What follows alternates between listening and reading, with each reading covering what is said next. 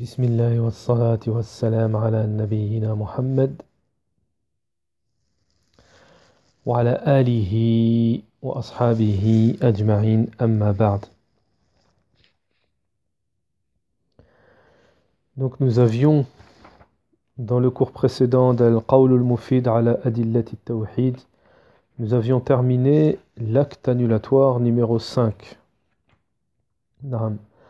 On avait terminé l'acte annulatoire numéro 5 et avant d'entrer dans l'acte annulatoire numéro 6 qui est le fait de se moquer, Naam, le fait de se moquer de quoi que ce soit de la religion du prophète, alayhi salatu wassalam. Naam. Alors avant d'entrer dans ce sixième acte annulatoire,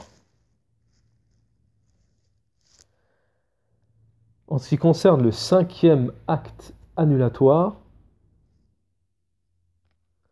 Cheikh Al-Fawzan répond à des questions qui concernent ce cinquième acte annulatoire. Donc, alhamdulillah, il y a peut-être des questions qu'on peut se poser, que certains ont pu se poser, etc. Donc, en général, les questions qui sont mentionnées à la fin de l'explication d'un acte annulatoire sont les questions les plus, wallahu a'lam, les plus fréquentes. Naam. Donc ici, il y a un questionnaire en ce qui concerne cet acte. Inch'Allah, on va traiter ces questions, Inch'Allah.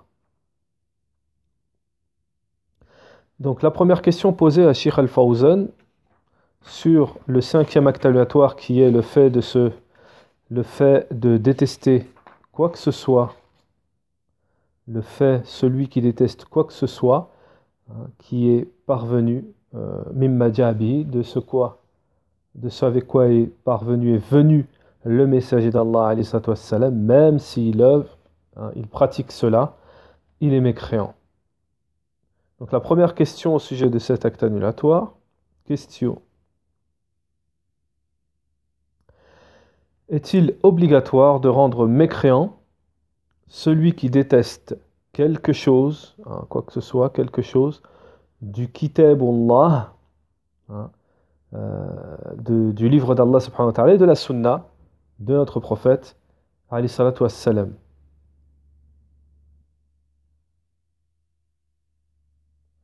Lorsque c'est une haine apparente. Lorsque cela est une haine apparente. Donc la réponse, Cheikh Al-Fawzan répond, lorsque la haine, cette animosité, est apparente, extériorisée, et que la personne dit « je déteste ce qui est venu », ce avec quoi est venu, plutôt ce qui vient d'Allah, « ma ja'anillah », je déteste ce qui vient d'Allah de son messager, je déteste ce qui vient d'Allah ou de son messager alayhi salatu wassalam. Cheikh Al-Fawzan nous dit fala shakka fi kufrihi. Il n'y a pas de doute sur la mécréance de cette personne. طيب. الجواب إذا أظهر البغض وقال أنا أبغض ما جاء عن الله تعالى أو عن رسوله صلى الله عليه وسلم فلا شك في كفره. طيب. Pas de doute sur sa mécréance. Tandis que Cheikh Al-Fawzan nous dit, tandis que s'il ne sait pas, amma idha lam yu'lam hadha, c'est-à-dire qu'on ne lui a pas enseigné cela, il ne connaît pas, et que cela est dans son cœur, et que seul Allah subhanahu wa ta'ala en a connaissance,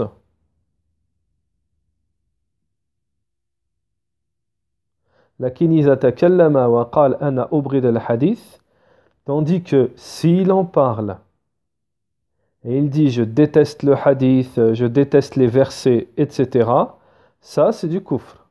Ça, c'est du kufr. Wa'iyadhun billah. On juge, Cheikh Al-Fawzan nous dit, on juge de ce qu'il prononce par ce qu'il prononce avec sa langue. On juge ce qu'il prononce avec sa langue. Là, il prononce du kufr. Cheikh Al-Fawzan nous dit, mais tandis que Amma idha lam yatakallam, s'il ne parle pas, s'il ne parle pas, nous n'avons, et que cela n'est pas, il n'extériorise pas, c'est pas apparent, nous ne savons pas ce qu'il y a dans les cœurs à part Allah subhanahu wa ta'ala. Ce qui veut dire que là, on ne peut pas rendre quelqu'un mécréant s'il ne parle pas, si ce n'est pas quelque chose d'apparent. Puisque dans la question, la personne qui pose la question mentionne que c'est vraiment apparent. Taïb. Deuxième question posée au shir en ce qui concerne cet acte annulatoire, le 5e acte annulatoire. Deuxième question posée. Certaines personnes, certaines œuvres leur sont difficiles. Ils ont des difficultés à les pratiquer. De temps en temps, leur fort intérieur déteste certaines choses qu'Allah, ils ont comme une retenue, une aversion pour quelque chose qu'a fait descendre Allah subhanahu wa ta'ala, comme le fait de se réveiller pour la prière al-Fajr, par exemple, ou toute autre chose. Question, est-ce que cela revient au fait de détester quelque chose de ce avec quoi est venu le messager d'Allah, alayhi salatu wassalam? La réponse de Cheikh Al-Fawzan. Il y a une différence du fait que la personne déteste ce qu'Allah a fait descendre et entre le fait d'être touché par la paresse, de se lever pour la salat de la nuit, la prière du Fajr, cela n'est pas de la mécréance. Donc le shir dit qu'il y a une différence entre détester ce qu'Allah a fait descendre et être touché par la paresse, la fainéantise, qui amène à ne pas se lever la nuit pour prier, qui amène à ne pas se réveiller pour Salat al-Fajr. Donc ça, c'est pas de la mécréance, mais la personne est blâmée pour sa fainéantise et cette lourdeur.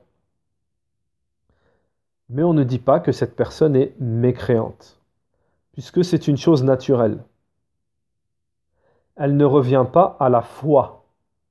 Elle ne revient pas à la foi. Voilà, yarji' ila al-iman.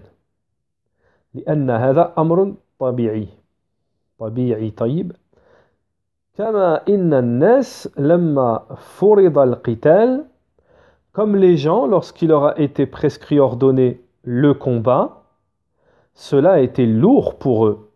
Allah Ta'ala nous dit dans le Coran kutiba alaykumul qital wa huwa kurhun.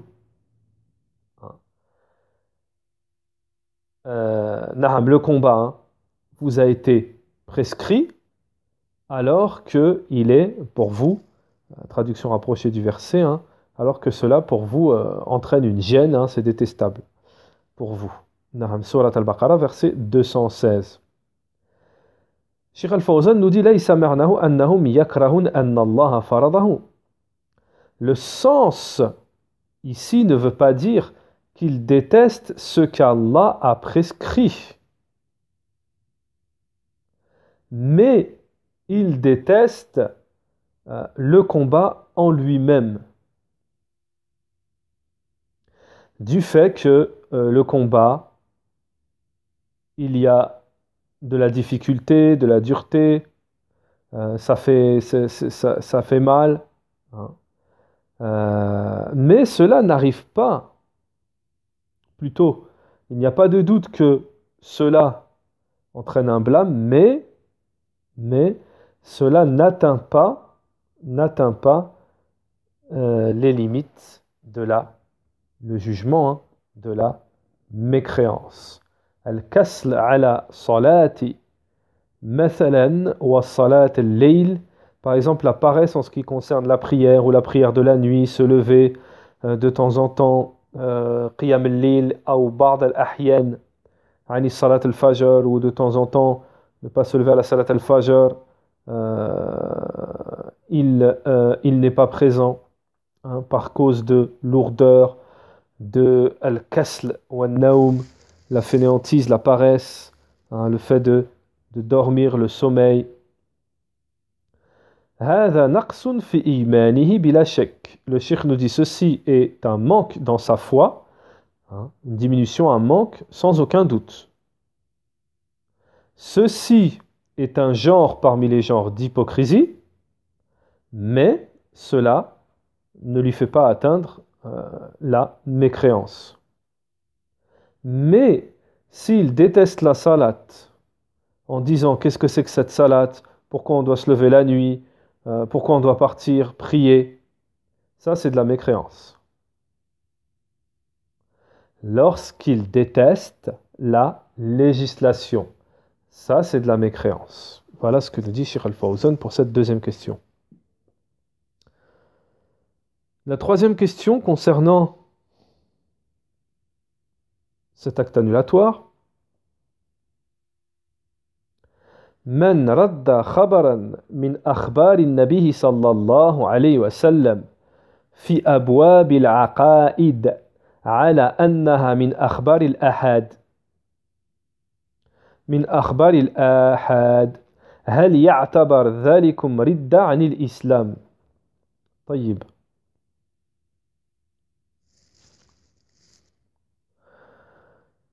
Alors, celui qui rejette une information parmi les informations du prophète alayhi salatu wassalam dans les questions en ce qui concerne la croyance, le dogme. Par exemple, ce qu'on appelle al-akhbar al-ahad.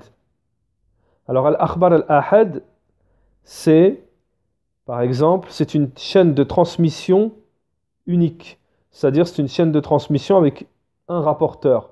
Par exemple, lorsqu'on dit An Omar, un hadith rapporté, il n'y a que Omar. Ou un hadith rapporté, il n'y a que Aïcha dedans. Etc. Ça, c'est ce qu'on appelle Al-Akhbar Al-Ahad. Et pourquoi cette question? Parce qu'il y a des gens de l'innovation, ils disent tous les ahadiths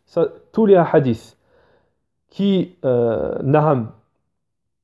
dont la chaîne de transmission n'est pas multiple, عن سعيد ibn Jubair, عن Omar, عن Muhammad, عن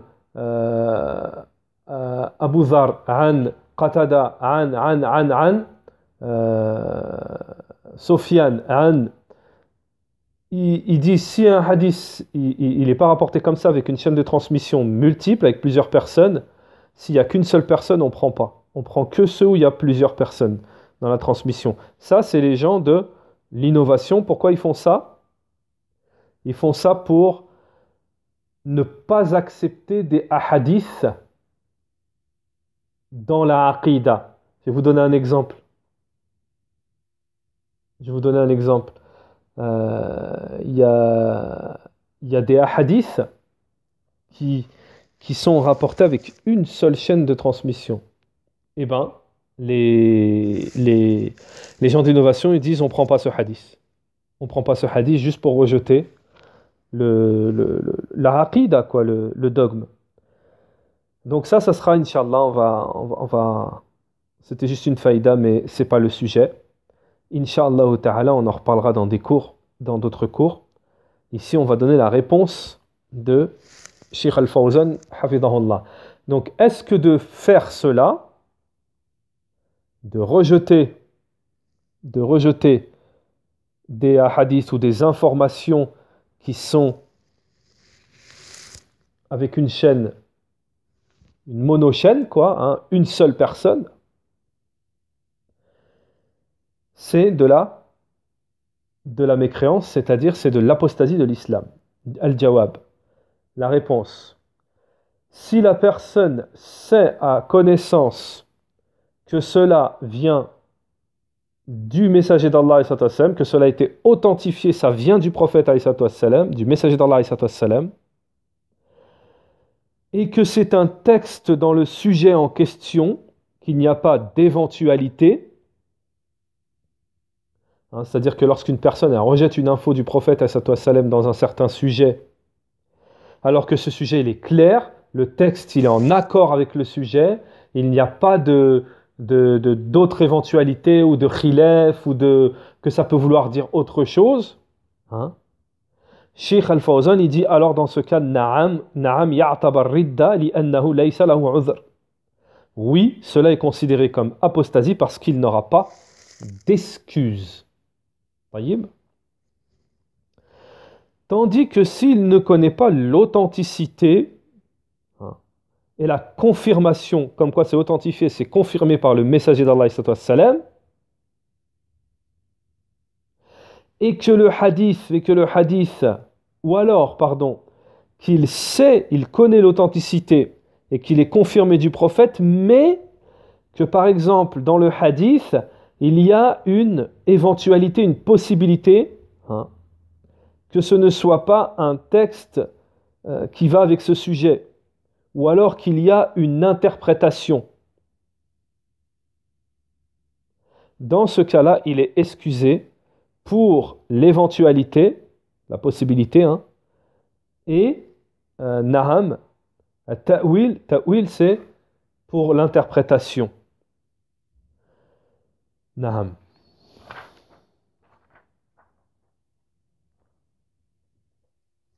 Alors, une autre question. Quatrième question.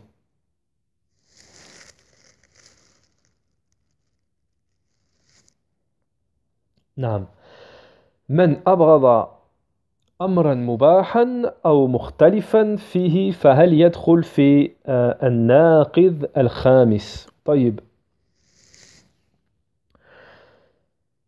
La question est posée à Cheikh Al-Fawzan, la quatrième question qui est posée à Cheikh Al-Fawzan. Celui qui déteste quelque chose, une affaire, hein, une question, qui est permise,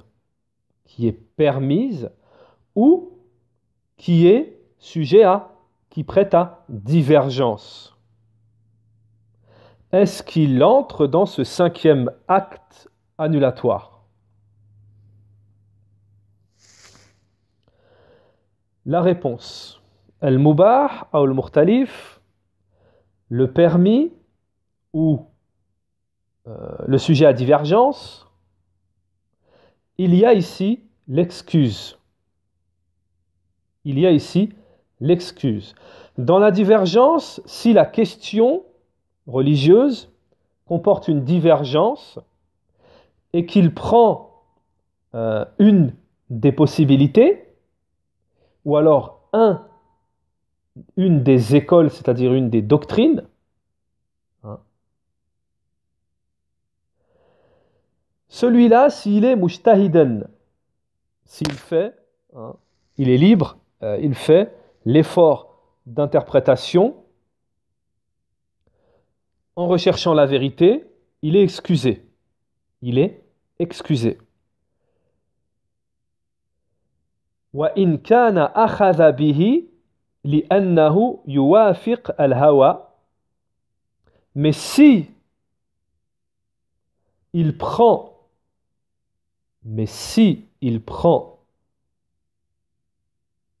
une position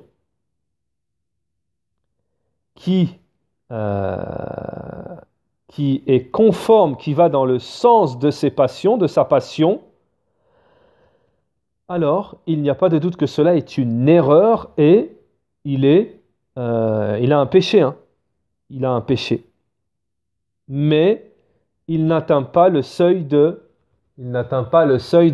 l'apostasie.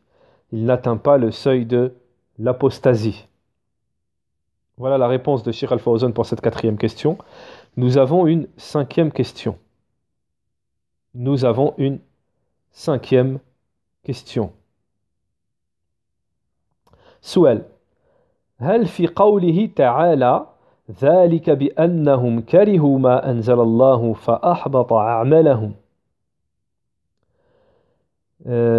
دليل على بغض بعد ما جاء به الرسول عليه الصلاة والسلام، أو هو الدليل على بغض جميع ما جاء به الرسول عليه الصلاة والسلام، حيث سمعنا من ينزل الآية على من إنزال الآية على بغض جميع ما جاء به الرسول عليه الصلاة والسلام فيجعل ناقض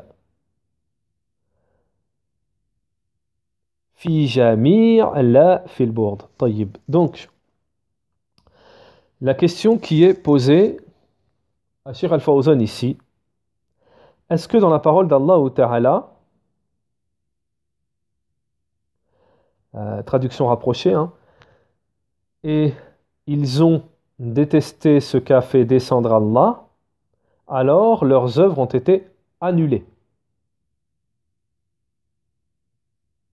Dalilun ala,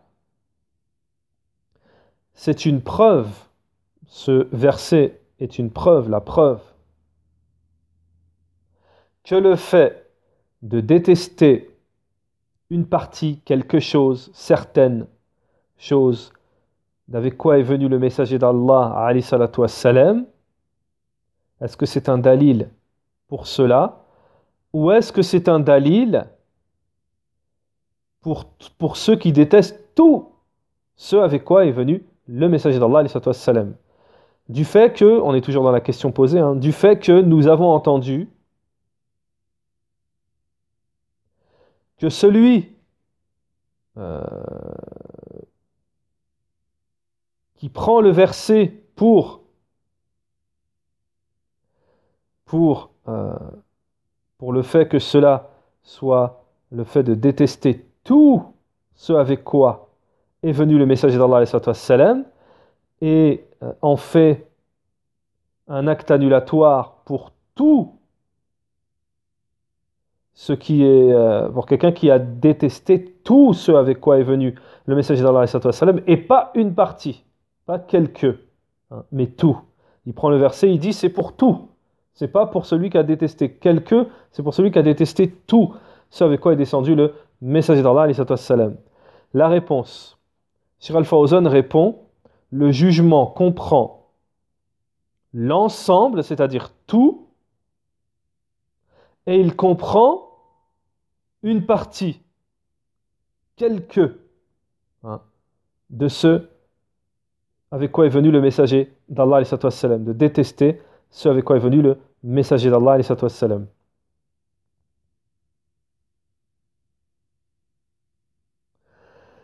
Cheikh Al-Fawzan nous dit, c'est pour cela que Cheikh,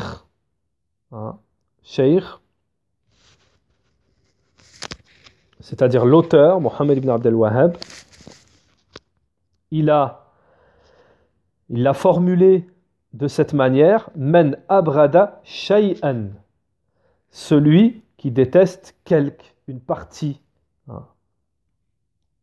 Il n'a pas dit celui ma qal man abrada ma anzal Allah. Il n'a pas dit celui qui déteste ce qu'a fait descendre Allah.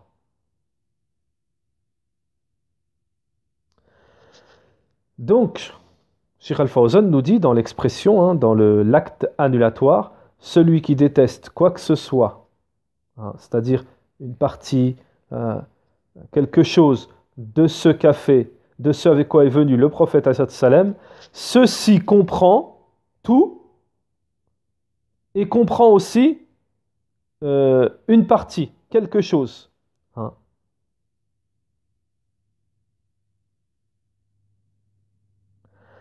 Et le terme ma, puisqu'en arabe on dit man abrada shay'an mimma ja'a bihi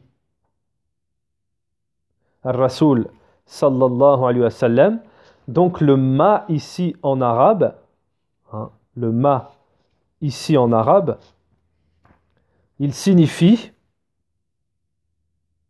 Cheikh Al-Fawzan nous dit min alfaz al-umum, il fait partie des terminologies qui désignent la généralité. C'est général. Man abrada shay'an mimma ja'a bihi ar-rasul alayhi salatu wassalam. Donc le ma ici, c'est une terminologie qui désigne la généralité. Taïb. 6e question de Cheikh Al-Fawzan. Quel est le jugement de ceux qui ont de la répulsion, qui détestent les compagnons du prophète sallallahu alayhi wa sallam? Est-ce qu'ils entrent dans cet acte annulatoire, des actes annulatoires de l'islam? La réponse de Cheikh Al-Fawzan, oui. Oui. Man abrada as-sahaba, sahabat ar-rasoul, celui qui déteste, qui a de l'animosité, de la répulsion pour les compagnons du messager d'Allah, ceci est une preuve de son hypocrisie. Ne déteste les compagnons que l'hypocrite, nous dit Cheikh Al-Fawzan. Bel inna Allah ta'ala sammahu kufran. Et Allah ta'ala a nommé cela de la mécréance. Allah ta'ala nous dit dans le Coran, Muhammadun Rasulullah, walladhina ma'ahu ashidda'u 'ala al-kuffar ruhama'u baynahum. تراهم ركعا سجدا يبتغون فضلا من الله ورضوانا سيماهم في وجوههم من أثر السجود ذلك مثلهم في التوراة ومثلهم في الإنجيل كزرع أخرج شأله فأزره فاستغلظ فاستوى على سوقه يعجب الزرع زرعا ليغيظ بهم الكفار وعد الله الذين آمنوا وعملوا الصالحات منهم مغفرة وأجرا عظيم. Naham. Donc cette petite déconcentration quand je lis le Coran, c'est parce que des fois je suis déconcentré et je pense à autre chose en même temps de lire le Coran. Et donc je pense à la traduction, je pense à plein de choses en même temps. La traduction, le sens, plein de choses. Et ça me fait sortir de cette concentration qui fait que lorsqu'on lit le Coran, on doit être concentré. Na'am. Donc voilà. Ça m'arrive des fois. Na'am. Donc, dans ce verset, Surat Fath, verset 29, Allah Ta'ala,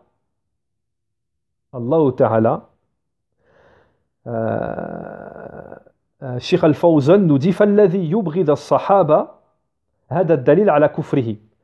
Celui qui déteste les compagnons, ça c'est la preuve, le verset qu'on vient de dire, Surat Al-Fath, verset 29, pour ceux-là qui veulent regarder en français, Surat Al-Fath, verset 29, ça c'est le dalil, la preuve, que celui qui déteste les compagnons, c'est un mécréant. Et c'est un hypocrite. Nas'alallah al-afiya, nous dit Shaykh Al-Fawzan. Wallahu jalla wa ala wasafa al-mu'minin bi annahum yatarahamuna wa yad'una liman sabaqahum. Le messager d'Allah, Shaykh Al-Fawzan nous dit Allah jalla wa ala, plutôt Allah ta'ala, a donné comme caractéristique aux croyants qu'ils sont miséricordieux les uns entre les autres. Miséricordieux les uns, cléments les uns entre les autres. Et qu'ils prient, ils invoquent, on peut dire prier aussi, ils invoquent pour ceux qui les ont précédés. Pour ceux qui les ont précédés. Ils invoquent pour ceux qui les ont précédés. Et ça, bien entendu, c'est aussi dans le Coran, lorsqu'ils disent et pardonne à ceux qui nous ont précédés. Naham. D'ailleurs, le verset est ici. Allah Ta'ala nous dit وَالَّذِينَ جَاءُوا مِن بَعْدِهِمْ يَقُولُونَ رَبَّنَا اغْفِرْ لَنَا وَلِإِخْوَانِنَا الَّذِينَ سَبَقُونَا بِالْإِيمَانِ لَا تَجْعَلْ فِي قُلُوبِنَا غِلًّا لِلَّذِينَ آمَنُوا رَبَّنَا إِنَّكَ رَءُوفٌ رَحِيمٌ. Donc, Shahid, le point témoin dans ce verset, رَبَّنَا اغْفِرْ لَنَا, oh Allah, pardonne-nous. وَلِإِخْوَانَنَا, et à nos frères, الَّذِينَ سَبَقُونَا bil iman, ceux qui nous ont précédés dans la foi. Donc ça, c'est une caractéristique des croyants, naham, c'est d'être miséricordieux envers les autres, de demander pardon pour soi-même bien entendu, mais pour ceux qui sont venus avant nous. D'ailleurs, il y a une invocation très connue qui rapporte beaucoup de hasanettes du prophète alayhi wassalam, qui dit, donc c'est pas Cheikh Al-Fawzan, hein, c'est moi qui vous donne une petite faïda en parallèle. Naham, Allahumma khfilli, oh Allah, pardonne-moi. Allahumma khfilli. Walil muslimini wal muslimat, aux musulmans et aux musulmanes. Walil mu'minini wal mu'minat, et aux croyants et aux croyantes. Taïb. J'ai oublié une toute petite, parce que je crois qu'il y a plusieurs versions, mais dans une version, Allahumma khfilli walil mu'minini wal mu'minat min al ahya wal amwat. Non. Donc en fait, j'avais pas oublié, mais j'ai oublié de traduire, c'est parmi ceux qui sont vivants et parmi ceux qui sont morts. Naham. Donc, on voit bien que ça, c'est une sunna chez les croyants. Hein. Chez les croyants, c'est une tradition chez les croyants c'est une caractéristique des croyants de prier pour ceux qui les ont précédés. Pourquoi Cheikh Al-Fawzan ici mentionne cela? Parce que le contraire, c'est une tradition de qui? Des innovateurs, des hypocrites et des mécréants.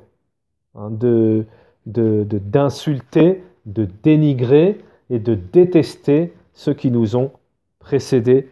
Naham. هذا موقف المسلم في الصحابة. Donc, Cheikh Al-Fawzan, à la fin de cette question, il dit ceci est la position du musulman en ce qui concerne les compagnons, c'est de demander le pardon pour eux et de ne pas se détourner ou les insulter, etc. En disant, mais plutôt il faut dire Rabbana fil lana, oh Allah, pardonne-nous, et pour nos frères, ceux qui nous ont précédés dans la foi, et il faut leur faire des éloges. Wa yathni alayhim. Naham. Ensuite, nous avons la 7e question. Naham. 7e question.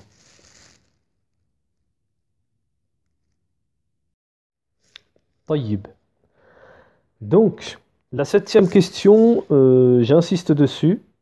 Je vous demande de prêter attention à cette 7e question parce qu'elle est très importante et elle est très propagée aujourd'hui. Hein, c'est une ambiguïté, un mal qui est très propagé aujourd'hui, un égarement, un immense égarement qui est très propagé aujourd'hui. Donc on va dire la question et la réponse et ensuite, Naham, je ferai un petit kalem dessus. Question posée à Cheikh Al-Fawzan, hafidhahullah.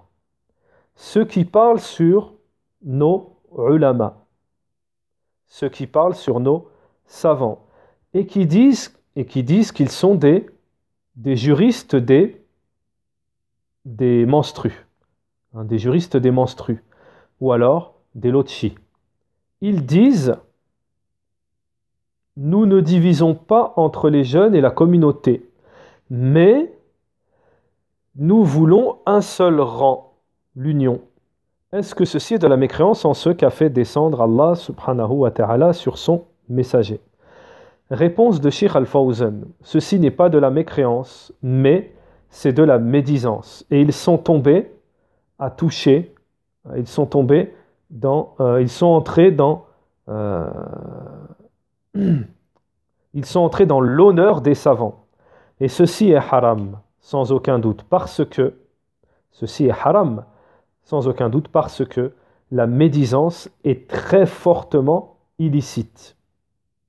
Donc, ils doivent se repentir envers Allah, Azzawajal, envers Allah. Ils doivent faire un retour, se repentir, faire le repentir à Allah subhanahu wa ta'ala. Ensuite, parler sur les savants, dit Cheikh Al-Fawzan, ça mène à quoi? Parler sur les savants, ça mène à quoi? Ça ne mène qu'au mal et ça ne mène qu'à détester, c'est-à-dire que les gens vont détester et rabaisser les savants.